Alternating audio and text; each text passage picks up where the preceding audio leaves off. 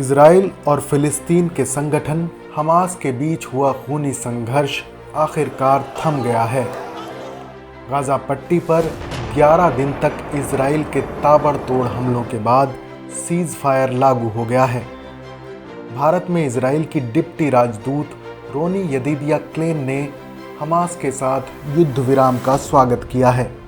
उन्होंने कहा कि अमेरिका समेत कुछ और देशों की तरह ही भारत ने इस मामले पर सार्वजनिक तौर पर किसी भी तरह का समर्थन हासिल नहीं किया, लेकिन उसे इजराइल की तरफ से की जा रही कार्रवाई की पूरी जानकारी थी। एक वर्चुअल प्रेस कॉन्फ्रेंस में रोनी यदीदिया क्लेन ने कहा कि हमारी तरफ से पिछले 11 दिनों से चल रहे खूनी संघर्ष का अंत हो गया है। हम उम्मीद करते हैं कि हमास की तरफ से भी किसी तरह की फायरिंग नहीं की जाएगी। उन्होंने कहा कि ज़मीनी हकीकत तय करेगी कि मिस्र की मध्यस्थता से युद्ध विराम कैसे रहेगा। ANI के मुताबिक रोनी यदीदिया क्लेन ने कहा कि इस मामले में भले ही भारत ने कभी भी सार्वजनिक तौर पर हमारा समर्थन नहीं किया, लेकिन उनका साथ हमेशा हमें मिलता रहा है। क्लेन ने कहा कि जब हमने भारतीय अधिकारियों को इजराइल की कार्रवाई के बारे में बताया तो इस पूरे मुद्दे पर एक समझ देखने को मिली। उन्होंने बताया कि हमास पर कार्रवाई के दौरान इजरायली दूतावास लगातार भारत और अपने समकक्षों के संपर्क में रहा।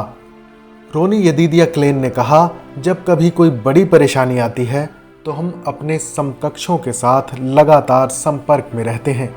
यही वजह है कि हमास के साथ जंग में भी हम लगातार भारत के विदेश मंत्रालय के साथ संपर्क में रहे। वो बहुत समझदार हैं और हम एक साथ काम करते हैं। प्रेस कॉन्फ्रेंस के दौरान क्लेन ने संयुक्त राष्ट्र महासभा में भारत के राजदूत TS तिरुमूर्ति की तरफ से दिए गए बयानों का भी उल्लेख किया, जिसमें तनाव को तत्काल कम करने का आग्रह किया गया था।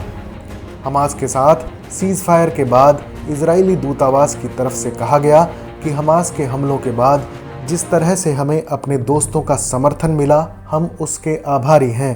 आत्मरक्षा के हक का समर्थन करने के लिए हम सभी का आभार प्रकट करते हैं।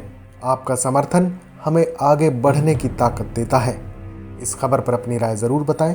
देश और दुनिया की तमाम बड़ी खबरों के लिए देखते रहें TV9 भारतवर्ष डिजिटल।